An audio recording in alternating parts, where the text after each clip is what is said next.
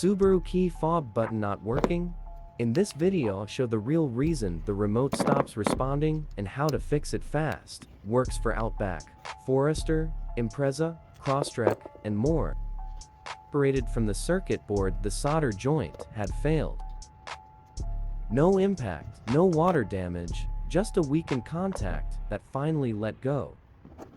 In this video, I show what a detached button looks like and how to repair it properly.